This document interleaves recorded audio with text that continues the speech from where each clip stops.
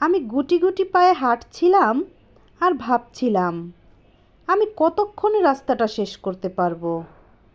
তো আমার ভাবনা কি ঠিক? আমি হাঁটছিলাম তো গুটি গুটি পায়ে। বন্ধুরা, গুটি গুটি পায়ে হাঁটলেও তোমার লক্ষ্য তুমি ঠিক রাখবে যে আমি ওইখানে এতক্ষণে পৌঁছাতে পারবো, তাহলেই তুমি পৌঁছাতে পারবা। তোমার পথে অনেক কাঁটা থাকবে, অনেক বাধা আসবে, কাঁটা উপড়ে ফেলে বাধা ভেঙে তোমাকে সেইখানে পৌঁছাতে হবে। তাহলেই তুমি তোমার উন্নতির দেখা পাবে। আর যখনই তুমি কাঁটার ভয়ে সামনে এগোতে না চাইবে, তখনই তুমি নিচে পড়ে থাকলে। তো তোমার লক্ষ্য স্থির করে বা তোমাদের লক্ষ্য স্থির করে তোমরা হাঁটো, ইনশাল্লাহ তোমরাও রাস্তা শেষ করতে পারবে। তো হ্যালো বন্ধুরা, কেমন আছো তোমরা সবাই? আশা করি অনেক ভালো আছো। তো তোমাদের সাথে গল্প করতেছিলাম আর রান্না করতেছিলাম। দেখো বাসায় গ্যাস নেই, তো আমি রাইস কুকারে রান্নাটা সেরে নিচ্ছিলাম। আসলে বুদ্ধি থাকলে কোনো কিছুতেই আটকায় না। গ্যাস নেই তাতে কি হয়েছে, আমি রাইস কুকারে সব কিছু রান্না করতে পারি। তো রান্না করে থাকি, যখনই গ্যাস না থাকে তখনই রাইস কুকারে রান্নাটা সেরে নিই।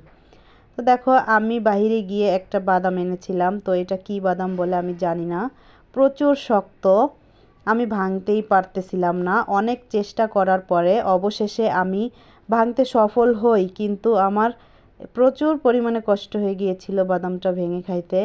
তো আসলে এত কষ্ট করে ভেঙে খাওয়া সম্ভব হয় না বা সম্ভব না। তো বাদামটার ভিতরে অনেক মজার, যার কারণে আমি কষ্ট করেও ভেঙে খেয়েছি একটা বাদাম। তো খাবার পরে আসলে আমি বুঝতে পেরেছি এইটার স্বাদ। তোমরা কে কে খেয়েছো তোমরা জানাবা। আমি আগে একবার খেয়েছিলাম আর এই যে খাচ্ছি, তো অনেক আগে খেয়েছিলাম, তো যার কারণে মনে নাই। আর এই যে খাচ্ছিলাম। তো আসলে শহরে একটা সমস্যা, পানি থাকে না, না হয়তো গ্যাস থাকে না। এই দিক দিয়ে গ্রাম অনেক ভালো, আমার মতে গ্রামে থাকাই ভালো। তো দেখো পানির সমস্যা আমার বাসায় অতটা হয় না, কিন্তু গ্যাসের সমস্যা প্রচুর পরিমাণে হয়। কি করব, আসলে ভালো লাগে না। এত গ্যাসের সমস্যা দিলে কিভাবে বাঁচবো বা কিভাবে থাকবো সেইটাও বুঝি না। তো দেখো রাইস কুকারে রান্নাটা সেরে নিলাম, তা তো তোমরা দেখেছো বললামই। তো তোমরা কে কে এই ফলটা খেয়েছো আমাকে জানাবা, যারা যারা খাও নাই তারাও জানাবা যে এইটা খেতে তোমাদের কাছে কেমন লাগে। আমার কাছে তো অনেক ভালো লাগে।